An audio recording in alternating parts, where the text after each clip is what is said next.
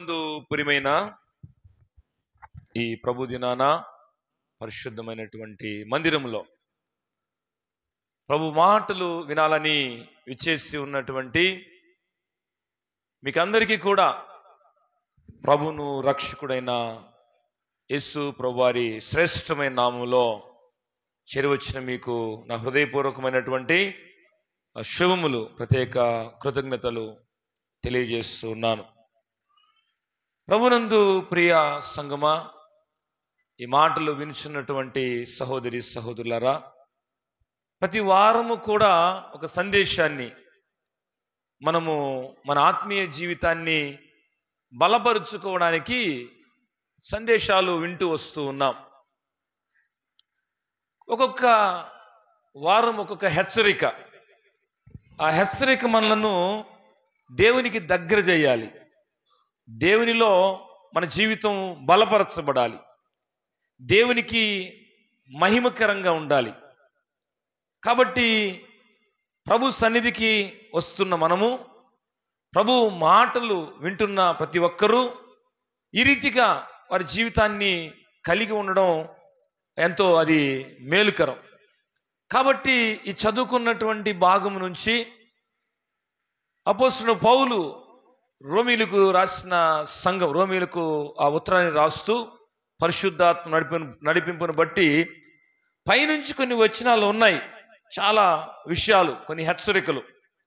కానీ ఈ 18వ వచనము మనం చూసాము, శక్యమైతే మీ చేతనైనంత మట్టుకు సమస్త మనుషులతో సమాధానంగా ఉండండి. ఈరోజు మనము ప్రభువునందు పిల్లరా గమనిస్తున్నాం, చేతనైతే మనము ఏమి చేయగలమో, చేతనైతే ఎలా మనము చేతనైనంత వరకు ఎలా జీవించగలమో, చేతనైతే అనే పదము వీలైనంత వరకు ఎలాగ మనము ఆయన పరిచర్యలో సహకారులుగా ఉండగలమో అది మనము కలిగి ఉండాలి. చాలామంది చేతనవ్వు వాళ్ళు సహకరించడానికి సహకరించరు. కొంతమందికి చేతనవుతుంది ప్రేమ కలిగి ఉండాలని, ప్రేమ కలిగి జీవించడం కోసం, కానీ అలా జీవించరు. కొంతమందికి చేతనవుతుంది ఇబ్బందుల్లో ఉన్నటువంటి వారికి మన దగ్గర ఉన్నటువంటి 5 రూపాయల్లో కనీసం 1 రూపాయి, ఒక 1/2 రూపాయని ఇవ్వగలమనేటువంటి అది చేతనవుతుంది, కానీ కొంతమంది చెయ్యరు. కానీ బైబిల్ మనకు చెప్తున్న మాట ఏంటంటే, నీ చేతనైనంత మట్టుకు అందరితో నీవు సమాధానంగా ఉండండి. ఒక ధనం విషయం అక్కడ ఎందుకు నేను జ్ఞాపకం చేశానంటే, కొంతమంది మన మీద ఆశ పెట్టుకొని ఏం చూస్తారో ఎవరు చెప్తారో తెలీదు, త్వరగా వచ్చేసి అయ్యా మాకు ఇంత ఆర్థికంగా అవసరం ఉంది, అది నువ్వు ఇవ్వాలి, మీరు ఇవ్వాలి. నువ్వెంత అవసరంతో వచ్చావో వచ్చిన తర్వాత ఆ ఎదుటి వ్యక్తి చెప్పిన మాటను కూడా నువ్వు వినేసి సరే మేము అడిగాము వారు లేదన్నారు, సరే లేదన్నారు, నిజం చెప్పారు అబద్ధం చెప్పారు, సరే అది వదిలేసేయి. కొంతమందికి సమాధానం అక్కడ ఏమవుతుంది, మేము అడిగితే, మేము ఇంటికల్లా పోయి అడిగితే, మేము పిలిచి మళ్ళీ అడిగితే, మేమెంతో రిక్వెస్ట్ చేసి అడిగితే, మేమెంతో కాగితం రాసిస్తానని అడిగితే వారు ఇలేదు. ఇంకా వీళ్ళిద్దరి మధ్యలో ఏముంది, సమాధానం ఉందా? సమాధానం ఉండదు. అంటే ఫర్ ఎగ్జాంపుల్ చిన్నగా చెప్తున్నా నేను, ఈ చదువుకున్నటువంటి మాట, మీ చేతనైతే అందరితో సమాధానంగా ఉండండి. ఈరోజు సమాధానం లేకపోవడానికి ఫర్ ఎగ్జాంపుల్ అలాంటి కారణాలు. ఇంకొకటి, ఏదైనా ఒక వస్తువు అడిగినప్పుడు సరే వాళ్ళని అడిగాము వాళ్ళు కాదన్నారు, సరే వాళ్ళది ఒక ఉంటుందిలే, విడిచిపెట్టేసేయి. మేము అడిగాము, మేము అడిగాము మీరు ఇవ్వలేదు, కాబట్టి మీకు మాకు ఏ సంబంధం లేదు, మీది మీదే మాది మాదే. ప్రభు చెబుతున్న మాట, మీ చేతనైనంత మటుకు శక్యమైతే అందరితో మీరు సమాధానంగా ఉండండి. ఈరోజు కొన్ని సమస్యలు మనకు ఎదురెదురుగా మాట్లాడుకున్నటువంటి వ్యక్తులకు అంటే పక్కన వచ్చి చెప్పినటువంటి మాటల వలన సమస్యలు పెరుగుతాయి. చాలామంది కుటుంబాల్లో జరిగేది ఇదే. ఇద్దరు వ్యక్తులు కలిసి మాట్లాడుకుంటున్నప్పుడు వాళ్ళు మాట్లాడుకున్నది ఓకే, ఇద్దరికి అర్థమైపోతుంది, ఏదో మాట్లాడుకుని అయిపోయింది. కానీ ఈ వ్యక్తికి మరి ఏ వ్యక్తులైతే మూడో వ్యక్తి చెప్తారో ఆ వ్యక్తి చెప్పిన మాట ద్వారా ఈ ఇద్దరు వ్యక్తుల మధ్యలో సమస్య పెద్ద అయిపోద్ది. అందుకని దేవుని వాక్యము, నీవు కనులారా చూచి చెవులారా విని, ఒకవేళ చూచుంటే వినుంటే అది అవసరమైతే, అది కూడా అవసరమైతే, ఎందుకంటే బైబిల్ ఏం చెబుతుంది? సమాధానపరచువారు ధన్యులు, వారు దేవుని కుమారులు అనబడుదురు. కాబట్టి ఈరోజు మనము నేర్చుకోబోతున్నా లేకపోతే జ్ఞాపకం చేసుకోబోతున్నటువంటి మాట ఏంటంటే, వీలున్నంత వరకు అందరితో మనం ఎలాగా ఉందాం? సమాధానంగా ఉందాం. ఈరోజు సమస్యలు ఎక్కడ వస్తున్నాయి? ఆర్థికమైన విషయాల్లో, రాజకీయపరమైనటువంటి విషయాల్లో, పదవులు, హోదాలు, నన్నే గొప్పగా అనుకోవాలి, నేను చెప్పిందే వాళ్ళు వినాలి, నేను అనుకున్నది అనుకున్నట్లుగా జరగాలి. కాబట్టి నేను అనే దాంట్లో, నాది అనే దాంట్లో, నా యొక్క ప్రాబల్యం ఉండాలనే దాంట్లో, నా కుటుంబము, నా వ్యక్తిగత ప్రాధాన్యత ఉండాలి. సేవకుల మధ్యలో కావచ్చు, విశ్వాసుల మధ్యలో కావచ్చు, నాయకుల మధ్యలో కావచ్చు, అధికారుల మధ్యలో కావచ్చు, సమాధానము కొరవవుతుంది. పరిస్థితులు ఎలా అవుతున్నాయంటే, ఒకరి వెనక ఒకరు గొంతులు దోవుకుండే పరిస్థితి. ఈయన గురించి ఆయన చెప్తే ఆయన గురించి ఇంకొక ఆయన చెప్తాడు. కాదు ప్రభువులారా, బైబిల్ చెబుతుంది, వీలైనంత వరకు, నీ చేతనైనంత వరకు అందరితో సమాధానంగా ఉండు. నీ చేత కాలేదా, కీడు మాత్రం చేయొద్దు. వారి గురించి నువ్వు ఏ రకమైనటువంటి నష్టం చేసే పని వద్దు. ఈరోజు నాకు అవకాశం ఉంది కాబట్టి నేను ఏదో ఒకటి వారిని ఇబ్బంది పెడతాను అన్నట్లుగా కాకుండా, అయ్యా నేను ఓకే ప్రభు బిడ్డను, నేను చేయగలిగింది చేస్తాను, చేతనైనంత వరకు అందరితో సమాధానంగా ఉంటాను. ఒకవేళ ఉండలేనప్పుడు నా పని నాది, నా పరిచర్య నాది, నా యొక్క పనులు నావి, నా ఉద్యోగం నాది. కాబట్టి ఈరోజు ప్రభువులారా, మొదటి మాట మనం జ్ఞాపకం చేసుకోబోతున్నాం, వీలైనంత వరకు మనము అందరితో సమాధానంగా ఉండాలి. బైబిల్ గ్రంథంను కూడా మనం చూస్తే రోమా పత్రికలో 14వ అధ్యాయము 19వ వచనం, 14వ అధ్యాయము 19వ వచనాన్ని చూద్దాం. కాబట్టి సమాధానమును పరస్పర క్షేమాభివృద్ధిని కలుగు చేయు వాటినే ఆసక్తితో అనుసరింతుము.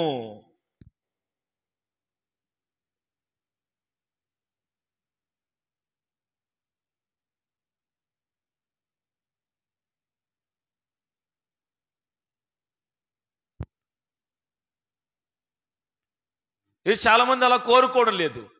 ఎదుటివారు క్షేమం కోరిన దేవుని బిడ్డలుగా, అవతల వారు మన నష్టాన్ని కోరేటువంటి వారు ఉంటున్నారు.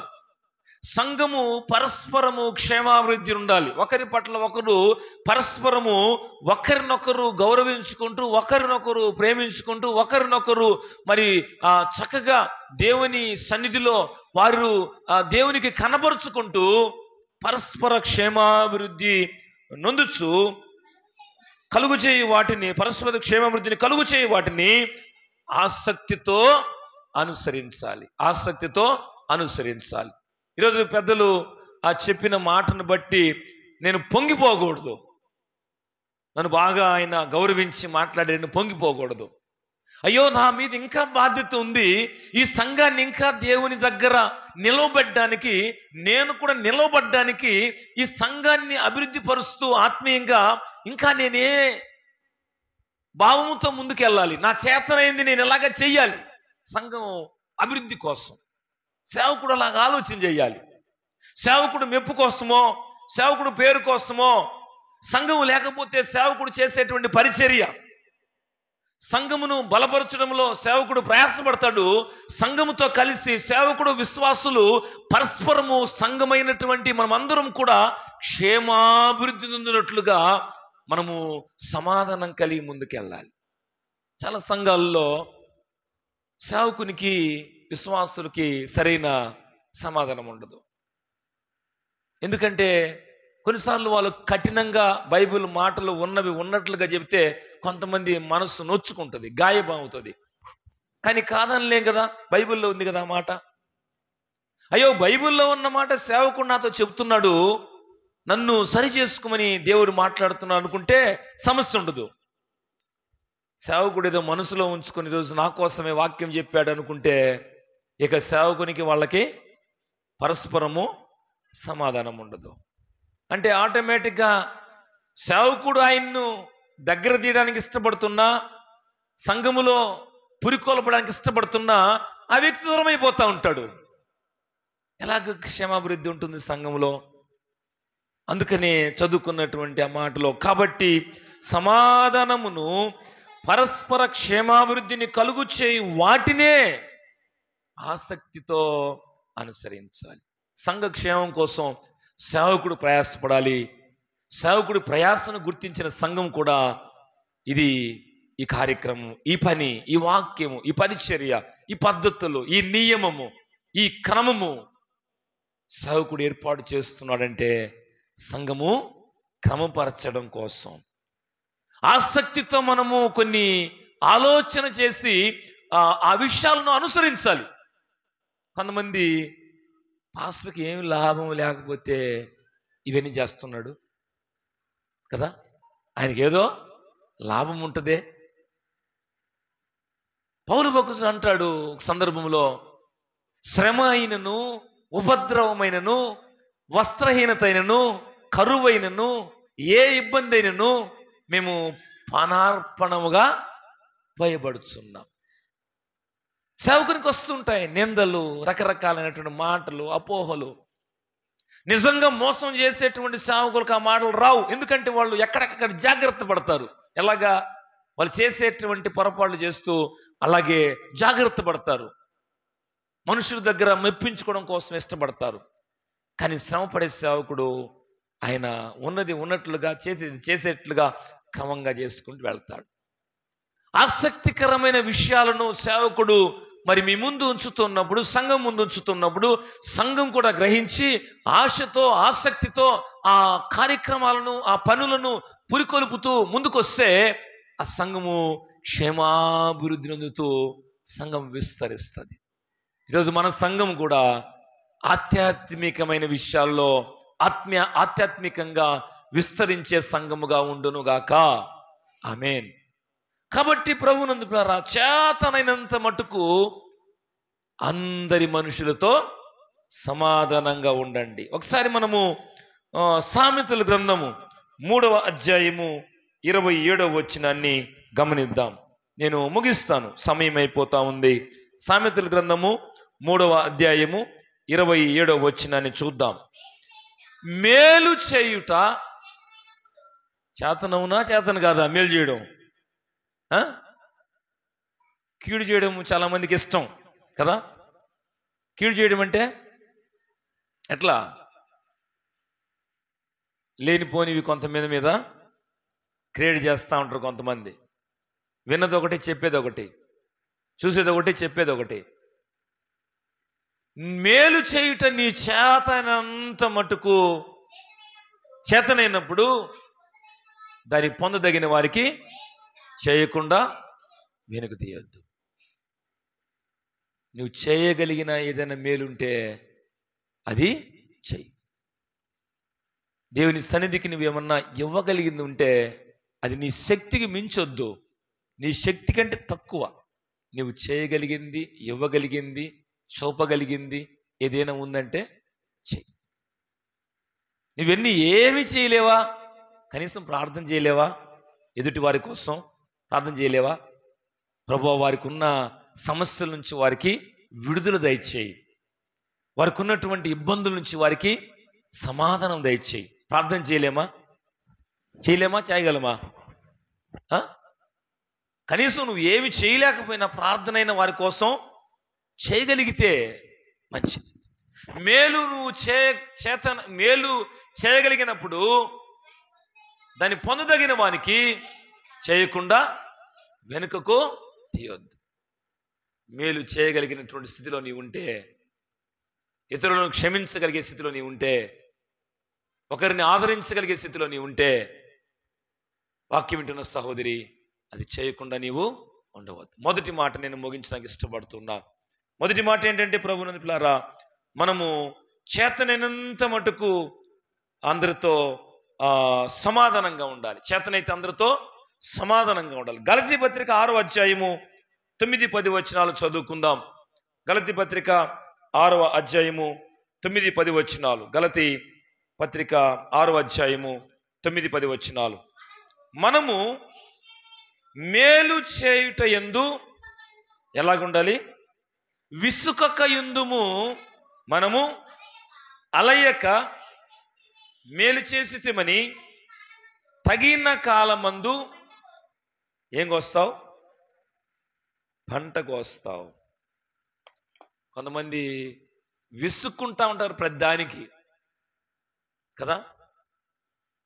అది కుటుంబంలో వ్యక్తులతో కానీ బయట వ్యక్తులతో కానీ విసుగు విసుగు విసుగు. నీవు మేలు చేయుట యందు విసుకవద్దు.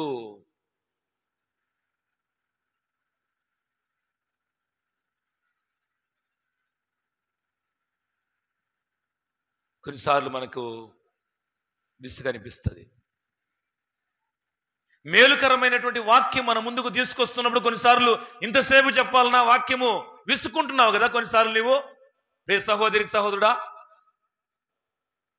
మేలుకరమైనటువంటి మాటలు, సంఘ క్షేమం కొరకు చెప్పేటువంటి మాటలు కొన్నిసార్లు నీకు విసుగు అనిపిస్తున్నాయి. వ్యర్థమైనవి మాత్రము ఎంత ఆసక్తిగా, ఎంత సమయమైనా, ఎంత మరి రాత్రి అయినా కానీ వ్యర్థమైన వాటిని నువ్వు చూస్తూ వింటూ కాలము గడిపేస్తున్నటువంటి ఆ స్థితిలో నువ్వు ఉన్నావేమో. వాక్యం వింటున్న సహోదరి సహోదరుడా, మేలు చేయటం నీ చేతనైనంత వరకు నువ్వు అది చెయ్యి. విసుక్కోవద్దు మేలు చేసే విషయంలో. సేవకుడు కూడా ఎన్నిసార్లు చెప్పాలి? వీళ్ళకి చెప్తూనే ఉండాలనా? తల్లిదండ్రులు కూడా పిల్లలకు చెబుతూనే ఉండాలనా? విసుక్కోవద్దు.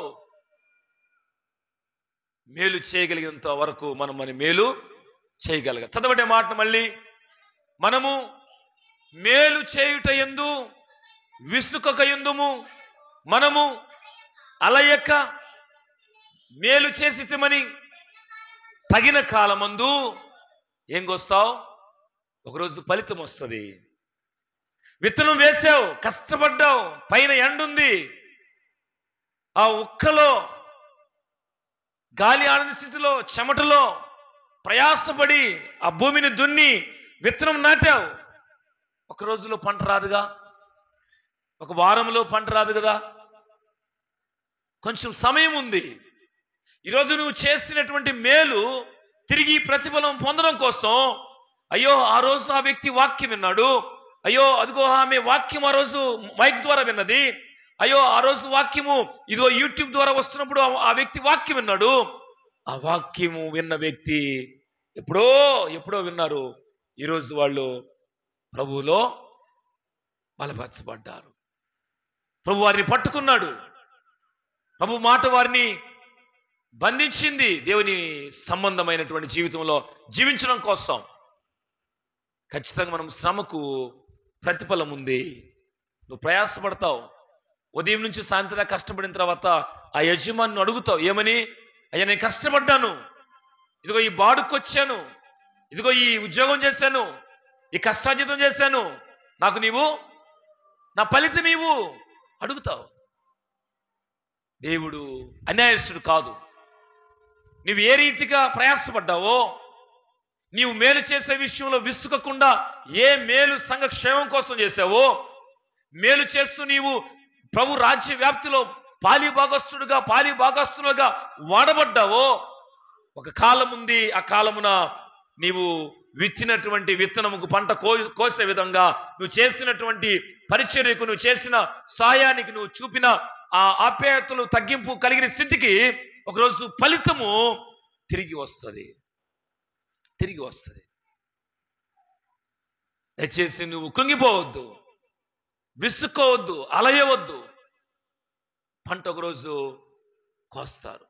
వ్యవసాయదారుడు శ్రమ, ఆ భూమంతా అంతవరకు ఆ 8 సెంట్ 10 సెంట్ల 20 సెంట్ల 30 సెంట్ల అరెకరన ఎంతైతే అదంతా కూడా చక్కగా చదును చేసిన తర్వాత ప్రయాసపడతారు ఈ చివరి నుంచి ఆ చివరి వరకు. ఈరోజు రకరకాలైనటువంటి వ్యక్తులు సంఘంలో ఉండవచ్చు, కానీ వ్యవసాయం మాత్రము ఆ భూమి రకరకాలుగా ఉండొచ్చు. కొంచెం గట్టిగా ఉండొచ్చు, ఒక దగ్గర కొంచెం మెత్తగా ఉండొచ్చు, కొన్ని దగ్గర రాళ్ళు ఉండొచ్చు, కొన్ని దగ్గర ఒకవేళ రకరకాలైన పరిస్థితులు ఉండొచ్చు. కానీ ఆయన చేయవలసిన పని ఏంటంటే ఆ భూమి అంతా కూడా సాగు చేయాలి. ఈరోజు వాక్యము, సందేశము, దేవుని మాటలుగా చెప్పబడుతున్న మాటలు ప్రతి వ్యక్తికి కూడా అవి అందించబడాలి. వ్యక్తులు రకరకాలుగా ఉండవచ్చు, కానీ విసుక్కోవడము, అలసిపోవడము చేస్తే ఫలితం అనేది రాదు. సగం దున్ని వెళ్ళిపోయాం అనుకో, ప్రయోజనం ఉండదు. ఈరోజు అలాగనే మీరు మేలు చేసే విషయంలో విసుకవద్దు. మనం చేతనైనంత మటుకు అందరితో మనం ఎలా ఉండాలి? సమాధానంగా ఉండాలి. మేలు చేస్తూ ముందుకు మనము కొనసాగాలి. రెండవ మాట నేను ఒకసారి నేను చదివేసి ముగిస్తాను, వివరించే సమయం లేదు, చదివేసి ముగిస్తాను. ఒకసారి 2వ కొరింథీ పత్రిక 12వ అధ్యాయము 15వ వచనాన్ని చూద్దాం, చదివేసి ముగించుకుందాం. 2వ కొరింథీ పత్రిక 12వ అధ్యాయము 15వ వచనాన్ని చూద్దాం. కొరింథీ పత్రిక 2వ పత్రిక 12-15. కాబట్టి నాకు కలిగినది యావత్తు మీ ఆత్మల కొరకు బహు సంతోషముగా వ్యయపరచెదను, నన్నును నేను వ్యయపరుచుకొందును.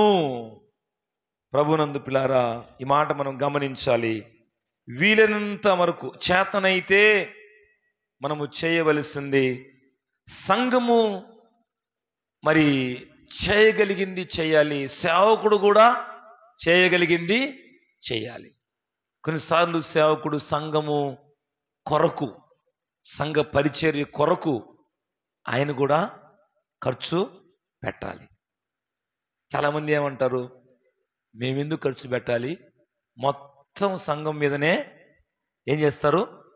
ఇలాంటి వాక్యాలు వాళ్ళకి చెబితే, సేవకులకు ఉన్నట్లు చెప్తే కొంతమందికి కోపం వస్తుంది. అవన్నీ చెప్పకూడదు. సేవకుడు కూడా సంఘం కొరకు ఖర్చు పెట్టాలి, ఆయన కూడా ఏమవ్వాలి? వ్యయం కావాలి. వాస్తవమే కదా.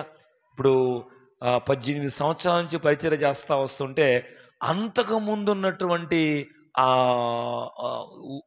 యాక్టివ్గా ఉండడం, అంతకుముందు పరుగులు తీయడం ఇప్పుడు ఉండగలమా? ఏమైపోతున్నాం? పరిచర్యలో పడిపోయి కొన్నిసార్లు ఆరోగ్యాలు పట్టించుకునే పరిస్థితులు ఉండదు, కొన్నిసార్లు ఆహారం సమయానికి తీసుకునే పరిస్థితి ఉండదు. ఆటోమేటిక్గా శరీరం మీద ఆ ప్రభావం పడుతుంది, శరీరము బలహీనమవుతుంది. వ్యయమైనా పర్వాలేదు, కానీ చేతనైతే సంఘానికి ఏం చేయాలి? మేలు చేయాలి. ఈ ఆత్మల రక్షణలో భాగంగా రాత్రి కానీ, పగలు కానీ, వర్షం కానీ, ఎండ కానీ, ఒకవేళ మధ్యాహ్నం కానీ, లేకపోతే రాత్రులు కానీ, ఎప్పుడైనా కానీ సంఘం కోసం సేవకుడు ఏం చేయాలి? తను వ్యయపరుచుకోవాలి, సంఘం కోసం ఖర్చు కూడా పెట్టగలగాలి. పెట్టలేనంత కాదు, కానీ చేయగలిగింది పెట్టగలిగింది. కాబట్టి ప్రభునందు పిల్లారా, ఒకటి చేతనైతే మనము చేయగలిగింది అందరితో సమాధానంగా ఉండడం. రెండవది, సంఘ విషయంలో మనం ఖర్చు పెట్టగలిగింది సేవకుడు పెట్టాలి, సంఘం కూడా ఖర్చు పెట్టాలి. ఇదంతా దాని ప్రోగ్రెస్ దేని మీద ఉంటుందంటే ఒక ఆత్మ రక్షణలోకి రావాలి. మన పేరు కోసం, మన గొప్ప కోసం ఖర్చు పెట్టడం కాదు. మనం ఖర్చు పెట్టినటువంటి ఖర్చు, మనం ప్రయాసపడిన ప్రయాస ఒక ఆత్మ రక్షణలోకి రావాలి. ఈరోజు వాక్యాన్ని నేను ముగిస్తూ మీ ముందు ఉంచిన 2 విషయాలు ఏంటంటే, ప్రభునందు ప్రియ సహోదరి సహోదరుడా, శక్యమైతే చేతనైనంత మటుకు అందరితో మీరు సమాధానంగా ఉండండి. ఈరోజు మనము చేతనైనంత మటుకు అందరితో సమాధానంగా ఉందాం. సంఘముగా, సమాజంతోనూ అందరితో సమాధానంగా ఉందాం. రెండవది, మనము వీలైనంత వరకు, చేతనైనంత వరకు సంఘం కోసం ప్రత్యేకించి అనేక ఆత్మ రక్షణ కోసం చేయగలిగింది చేద్దాం. ఇప్పటికే మీరు అలాంటి స్థితిలోనికి వచ్చి ఉన్నారని నమ్ముతూ ఉన్నాను. ఎందుకంటే మీరు చేతనైనంత వరకు అందరితో సమాధానంగా ఉండగలుగుతూ ఉన్నారు. అదే సమయంలో సంఘం కోసము మీ శ్రమను, సంఘం కోసం మీ ధనాన్ని, సంఘం కోసం మీరు కొంత సమయాన్ని వెచ్చిస్తూ ఉన్నారు. రాబోతున్న దినాలలో మనం చేసిన పరిచర్య, మనము చూపినటువంటి ఆ త్యాగము దేవుని కంటే గొప్పదేం కాదు, కానీ ఆయన చేయమని చెప్పాడు కాబట్టి చేసిన దానికి ఒకరోజు మనకేముంది? పంట ఉంది, ప్రతిఫలం ఉంది. ఆ ప్రతిఫలం పరలోకం అనే గొప్ప భాగ్యం కావచ్చు. ఆ పరలోకము పొందుకునే కంటికి ముందుగా ఈ లోకంలో జీవిస్తున్నప్పుడు అన్ని విధాలుగా దేవుడు సమృద్ధిని, క్షేమాన్ని ఇవ్వడం కావచ్చు. కాబట్టి చేతనైతే సహాయం చేద్దాం, చేతనైతే మేలు చేద్దాం, చేతనైతే మనము ఇంకొకటి చేయొద్దు, కీడు చేయొద్దు. కొన్నిసార్లు కొంతమంది అంటూ ఉంటారు, వారు తడిగుడ్డతో ఏం కోస్తారు? తడిగుడ్డతో గొంతు తెగుతుందా అంటే అట్లా చేయొద్దు, అట్లా ఉండకూడదు. ప్రభు నమ్మిన వాళ్ళు చేతనైతే అందరితో సమాధానంగా ఉండాలి. కీడుకు ప్రతి కీడు చేయవద్దు. మీకు ఒకవేళ ఎవరైనా నష్టం చేస్తుంటే మీరు ప్రార్థించండి. ఆ నష్టము చేసే వ్యక్తి, ఆ వ్యక్తి రక్షణ కోసం ప్రార్థించండి. అవసరమైతే ఆ వ్యక్తి మార్పు కోసం ప్రార్థన చేయండి. బైబిల్ చెబుతూ ఉంది. ఒకవేళ మనం ప్రార్థన చేస్తాము, దేవుడు ఆయన చేసే పని ఆయన చేస్తాడు. దేవునికి మనం అప్పగించాలి. అలా కాకుండా మన చేతుల్లోనికి ఏదో చేయాలని, సాధించాలని చేస్తే అది క్రైస్తవ సంఘ క్రమము, ప్రభు మనకు నేర్పించింది అది కాదు. కాబట్టి చేతనైనంత మటుకు అందరితో సమాధానంగా ఉందాం. చేతనైనంత మటుకు సంఘముకు సహకారంగా ఉందాం. సేవకుడు కూడా సంఘ పరిచర్యలో సహకారిగా ఉండాలి. అట్టి కృప దేవుడు మనకందరికీ అనుగ్రహించునుగాక. ఆమేన్. తలలు ఉంచుదాం, చిన్న ప్రార్థన చేద్దాం, కళ్ళు మూద్దాం. ప్రభువా, నీ విలువైనటువంటి వాక్యము మేము విన్నాము, మాతో మీరు మాట్లాడారు, అందరి బట్టి నీకు స్తోత్రాలు అయ్యా. మీ విలువైన వాక్యం మా అందరి హృదయంలో మీరు ఫలింప చేయండి అని దేవుని సహాయాన్ని కోరుకుంటూ ప్రార్థన చేద్దాం. తల్లు ఉంచుదాం, కళ్ళు మూద్దాం, చిన్న ప్రార్థన చేద్దాం. తల్లు ఉంచి కళ్ళు మూసుకుంటుండగా ప్రార్థన చేద్దాం. మన మధ్యలో ప్రియ సహోదరులు మార్కయ్య ప్రార్థన చేస్తాడు. అయ్యా, మేము వాక్యాన్ని విన్నాం, మా చేతనైతే అందరితో మేము సమాధానంగా ఉంటాము. అయ్యా, మా చేతనైతే మేము సంఘంకు సహకారంగా ఉంటాము. కీడుకు ప్రతి కీడు చేయక, మీకు అవమానకరంగా జీవించక, మీకు మహిమకరంగా జీవించే సంఘంగా ఉంటాము. సేవకులకు సహకరిస్తాం. సేవకుడు కూడా మాకు సహకరిస్తూ ఉన్నారు. అలాంటి సేవకులు మేము ఇంకనూ ప్రోత్సహిస్తాము, పురికొల్పుతాం ప్రభువా, వారి కోసం ప్రార్థిస్తాం ప్రభువా అని దేవుని సన్నిధిలో మనము వచ్చిన ప్రార్థన చేద్దాం. ప్రార్థనలో ఏకీభవిద్దాం. ప్రార్థించుకుందాము. ప్రేమ కలిగిన తండ్రి యేసయ్య, పరిశుద్ధుడు అని మా దేవ, నాయన ఈ గొప్ప నామానికి వందనాలు, స్తోత్రాలు నాయన. మరి ప్రభువా తండ్రి, ఒక మధ్యాహ్న కాలంలో ప్రభువా మరి నాయన మమ్మల్ని అందరినీ కూడా నాయన ఈ సన్నిధికి నడిపించినందుకు వందనాలు, స్తోత్రాలు నాయన.